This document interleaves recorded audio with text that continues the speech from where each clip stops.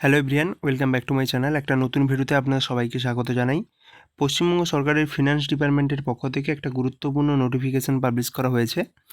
23/6/2026 issue করা এই যে নোটিফিকেশানটা, এটা অফিসিয়াল ওয়েবসাইটে আজকে আপলোড করা হয়েছে।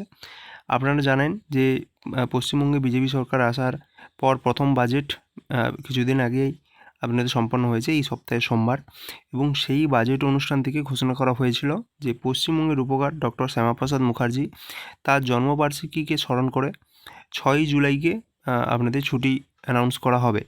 তো সেই কথা অনুসারে আজকে ফিনান্স ডিপার্টমেন্টের নোটিফিকেশান পাবলিশ করা হয়েছে এবং section 25 of the negotiable act 1881 এটা অনুসারে এবং আমাদের ভারত সরকার যে মিনিস্ট্রি অফ হোম অ্যাফেয়ার্স রয়েছে তার যে রেসপেক্টিভ নোটিফিকেশান রয়েছে 8 জুন 1957, তো তার রেসপেক্টে the government is pleased to declare 6th July 2026 being the birth anniversary of Dr. Syama Prasad Mukherjee, one of the most illustrious son of the state.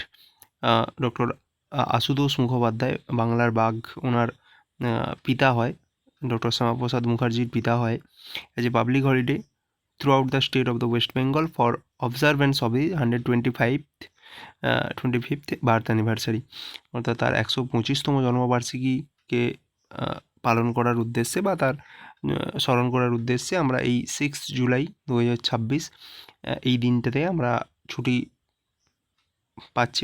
প্রত্যেকটি পশ্চিমবঙ্গ সরকারি যারা রয়েছে তারা কর্মী বা যারা গ্র্যান্টিনেড এমপ্লয়ি রয়েছেন তারা প্রত্যেকেই।